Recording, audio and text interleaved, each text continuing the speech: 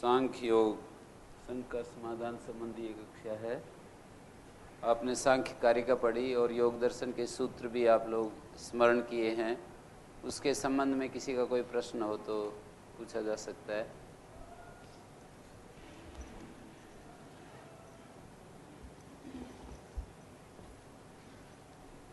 हाँ जी,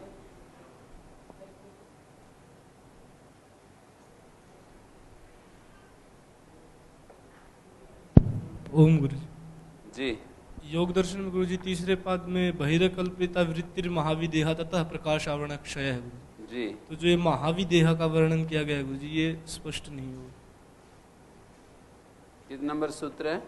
43 गुरु हैं? 43।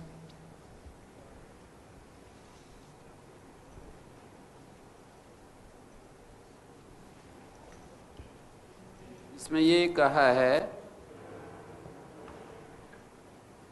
शरीर से बाहर मन का जो वृत्ति लाभ है वो विदेहा नाम की धारणा है।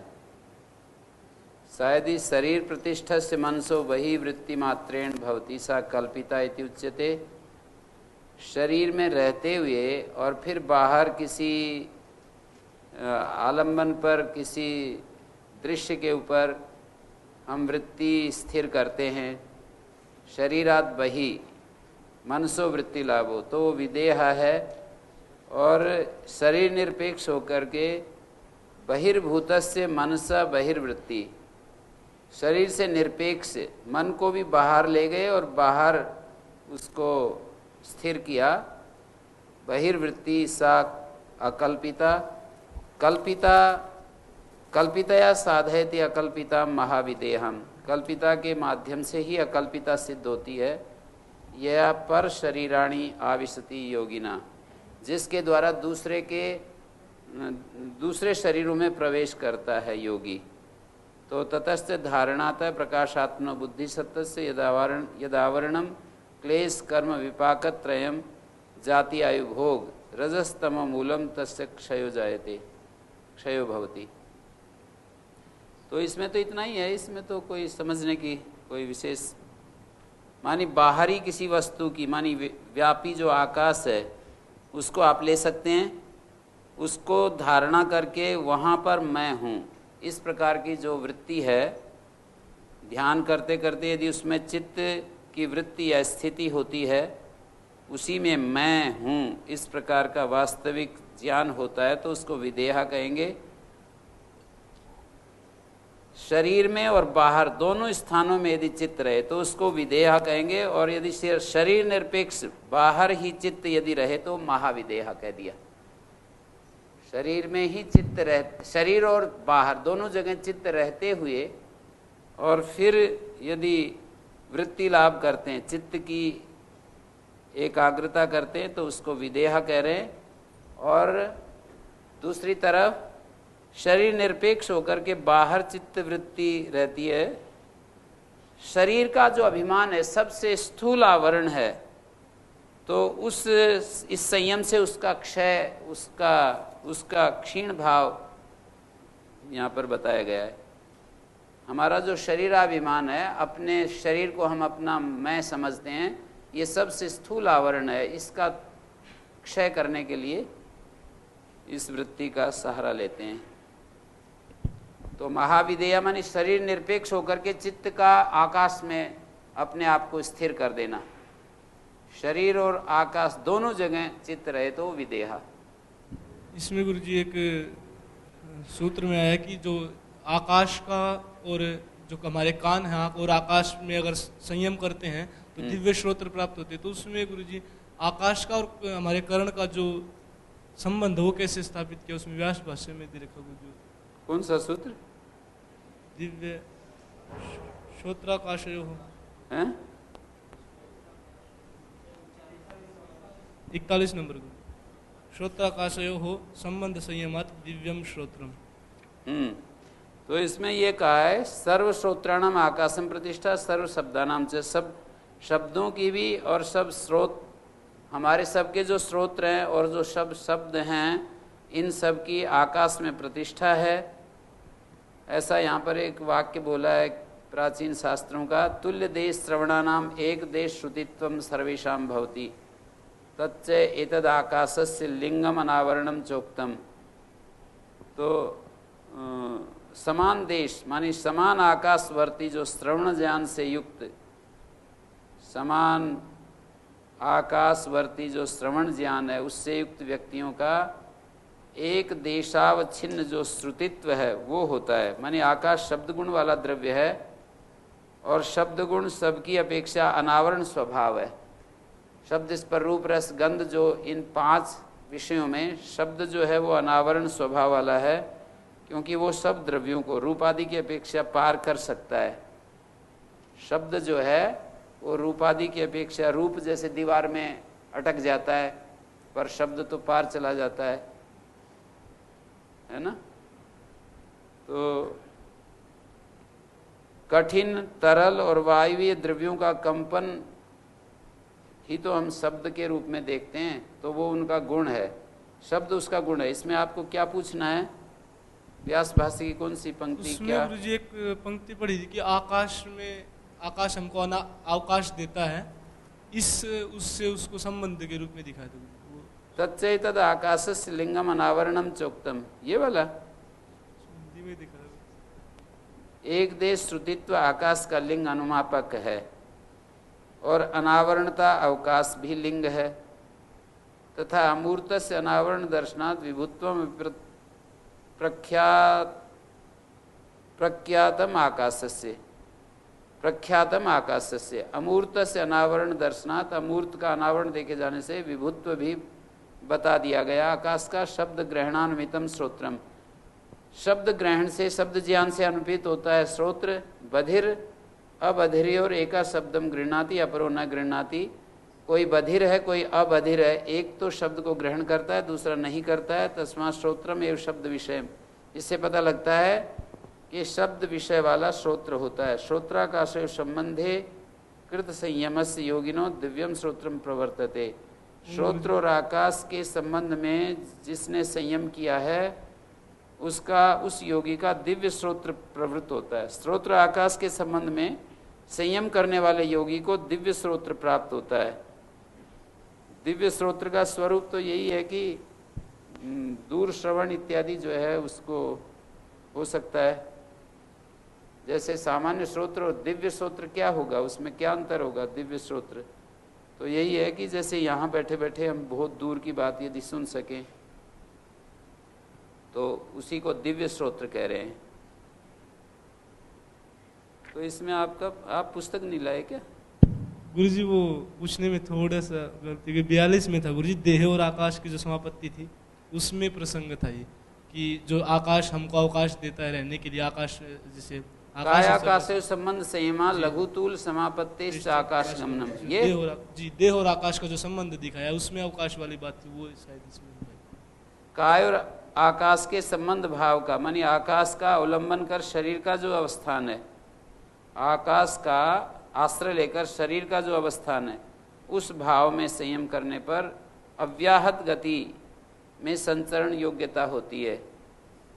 यत्र काया तत्र आकाशम तस्य अवकाश दानात् कायस्य, जहाँ काय वहाँ आकाश है, क्योंकि आकाश शरीर को अवकाश प्रदान करता है। तस्य अवकाश दानात् का, तस्य कस्य आकाशस्य, हमारे शरीर को आकाश जो है अवकाश देता है ना, हम आते जाते हैं, घूमते हैं, फिरते हैं। तेन संबंध प्राप्ति, संबंध का अर्थ है उसके साथ प्राप्ति।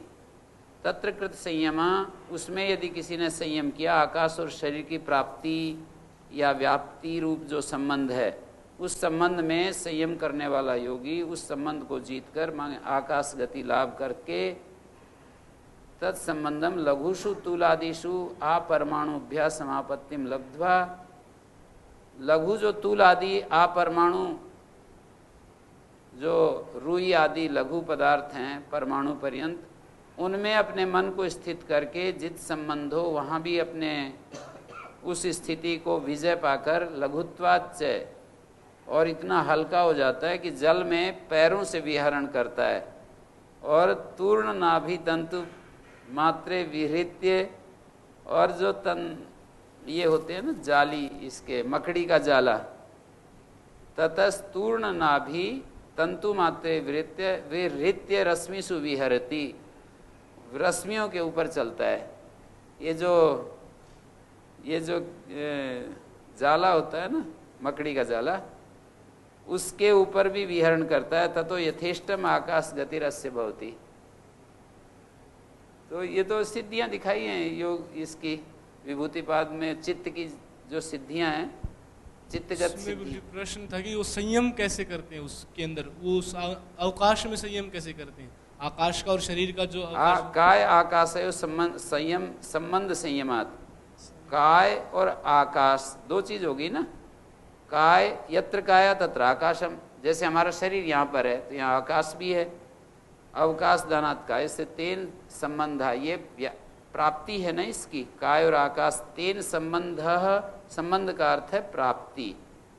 काय और आकाश की जो तेन संबंध प्राप्ति, जो संबंध है प्राप्ति है, उस संबंध में आकाश और शरीर की जो प्राप्ति है।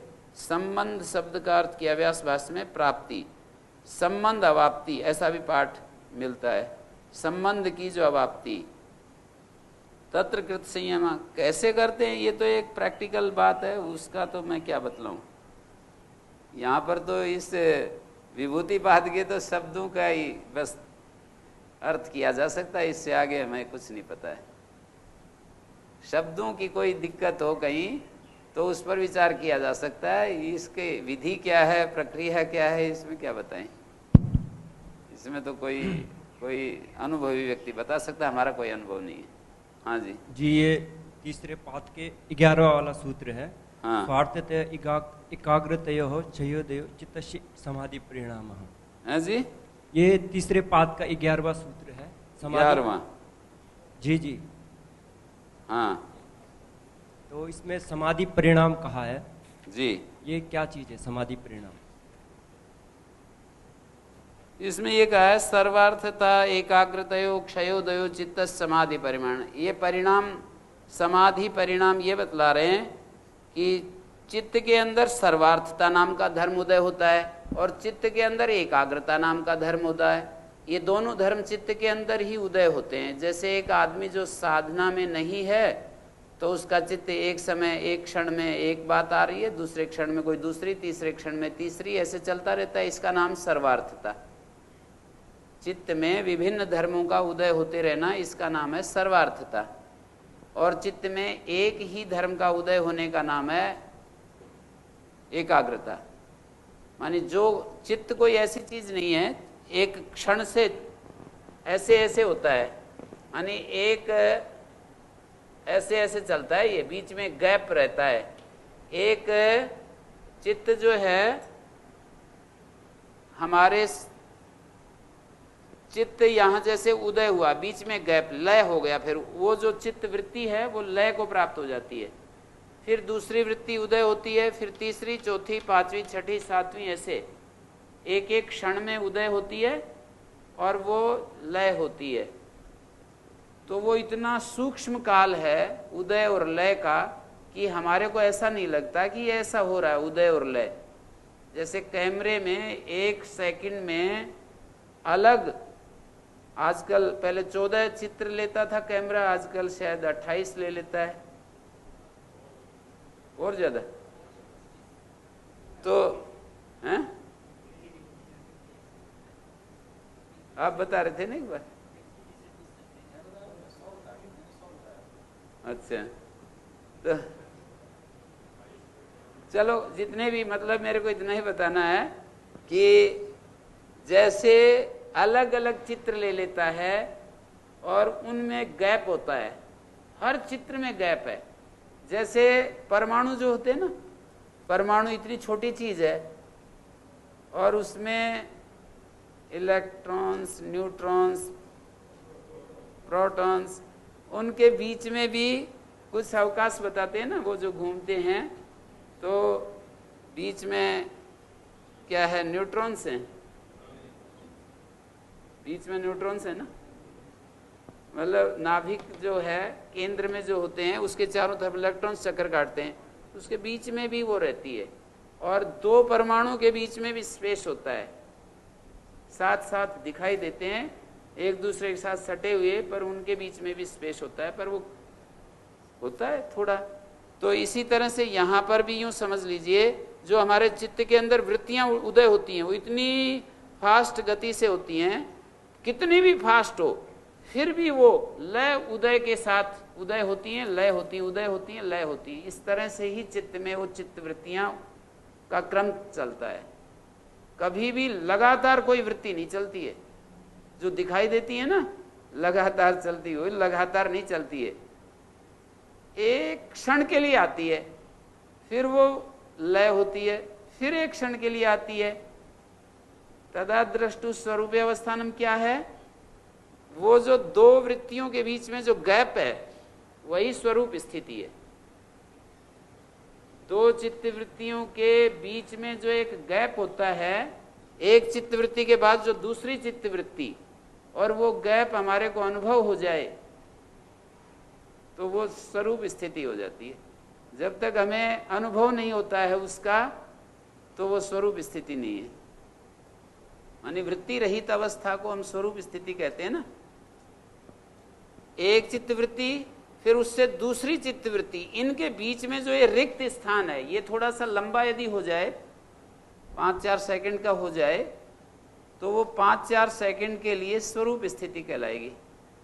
तो यहाँ सर्वार्थता एकाग्रता की बात ये समझ लीजिए, ये तो वृत्ति रहित अवस्था की बात नहीं कह रहे, ये उस अवस्था की बात कह रहे हैं कि जब जो चित्त वृत्ति उदय होती है, फिर वो लय होती है, फिर जब उदय होती है तो वही उदय हो, जो लय हुई है वही उदय हो, फिर वही लय हो। लय में तो क्रम है पक्का, जो चित्त में वृत्ति वर्तमान क्षण में उपस्थित है निश्चित रूप से वही लय होती है, दूसरी थोड़ी लय होगी।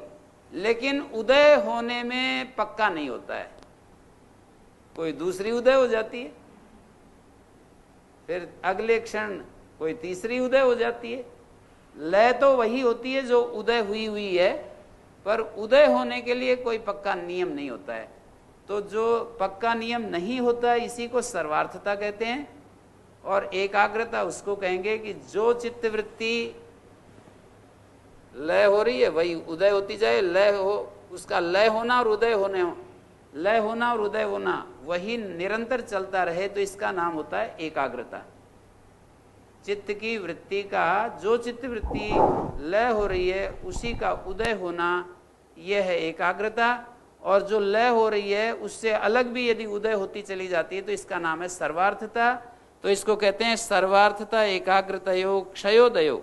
सर्वार्थता का क्षय और एकाग्रता का उदय, ये चित्त का समाधि परिणाम है। सर्वार्थता क्षीण होती जाए, तिरोभाव होता जाए, और एकाग्रता का उदय, तयो धर्मित्वेन अनुगतम चित्तम।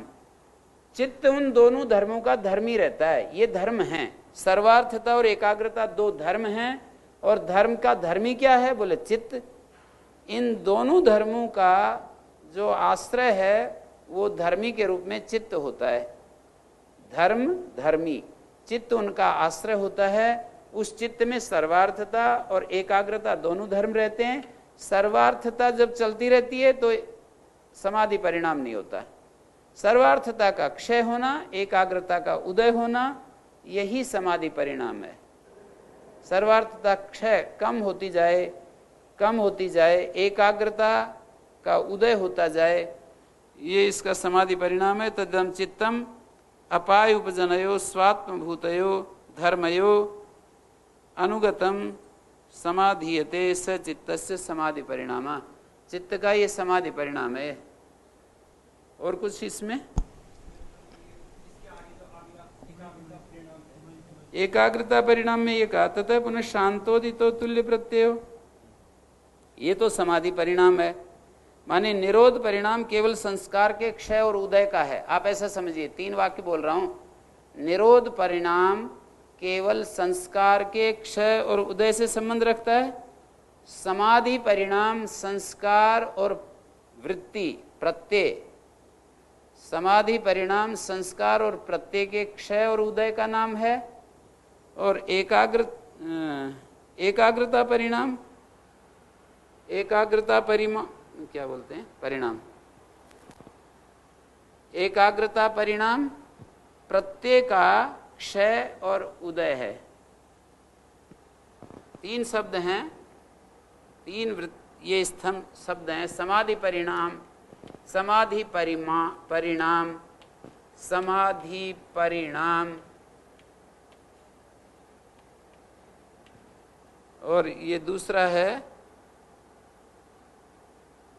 निरोध परिणाम। एक निरोध परिणाम है, बाद में लिख देंगे। समाधि परिणाम और एकाग्रता परिणाम, एकाग्रता परिणाम और निरोध परिणाम।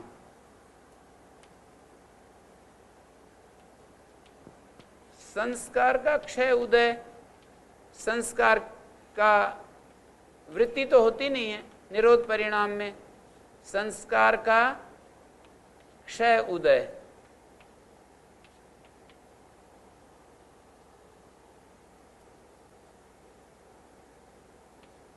एकाग्रता परिणाम केवल प्रत्यय का क्षय उदय।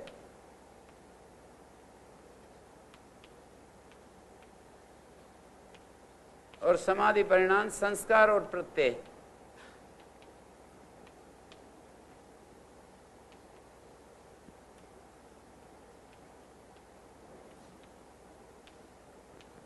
क्षय उदय। तो इसमें ये कहा कि ततः पुनः, ततः मानी उस समाहित चित्त व्यक्ति का पूर्व प्रत्यय है शांत, उत्तर तत्सदृश उदित, समाधि चित्तम उभयोर अनुगतम। समाधि चित्त उन दोनों प्रत्ययों का अनुगत रहता है। तथैव समाधि भ्रेषात, समाधि भ्रंश जब तक नहीं होता तब तक ये चलता रहता है। सखलवयम धर्मिणा चित्त से एकाग्रता परिणाम, ये धर्मी चित्त का एकाग्रता परिणाम है। पूर्व प्रत्यय का शांत होना, मत अतीत होना, और उसके समान उत्तर प्रत्यय का उदित होना, अगले वाले प्रत्यय का। केवल प्रत्ययों का लय उदय है इसमें, एकाग्रता परिणाम में केवल प्रत्ययों का क्षय उदय या लय उदय समझ लीजिए। क्षय की जगह लय भी बोल सकते हो। प्रत्ययों का लय उदय, लय होना और उदय होना, प्रत्ययों का लय लय उदय। शांतोदितो, शांत शब्द का अतीत अर्थ होता है और उदित का अर्थ वर्तमान होता है। ततः पुनः शांतोदितो तुल्य प्रत्ययो, ये कर्मधारय समास है। तुल्यो च तौ प्रत्ययो, तुल्य प्रत्ययो। शांत और उदित, तुल्य प्रत्यय चित्त से एकाग्रता परिणाम, चित्त का ये एकाग्रता परिणाम है। पूर्व प्रत्यय शांत, उत्तर तत्सदृशा उदित, समाधि चित्तम उभयोर अनुगतम, पुनस्तथैव असमाधि भ्रेषात। सखलोयम धर्मिणा चित्त से, चित्त को धर्मी बता दिया और उसके अंदर दो धर्म उदय और लय को प्राप्त हो रहे हैं। एक पूर्व धर्म लय को प्राप्त हो रहा है और वैसा ही अगला जो धर्म है वो उदय को प्राप्त हो रहा है। लय उदय ऐसा चलता रहता है। मानी पहले वाला जो धर्म है वो लय होता है, उसके समान ही उत्तर धर्म उदय होता है। तो तुल्य प्रत्यय, प्रत्यय मानी ज्ञान रूप चित्त का ज्ञानात्मक व्यापार। प्रत्यय शब्द का अर्थ है चित्त का ज्ञानात्मक व्यापार।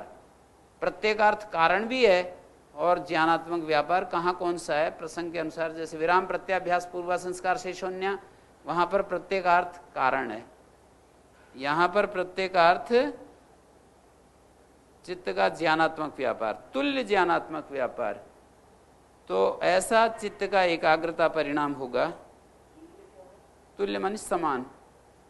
पहला जो शांत हुआ है, जो चित्त का जो प्रत्यय शांत हुआ, क्योंकि हर क्षण शांत और फिर अगले क्षण उदय, शांत उदय चलता है, तो जो शांत हुआ उसी के समान उत्तर क्षण में उदय होना चाहिए। जैसे मैं यूं कहूं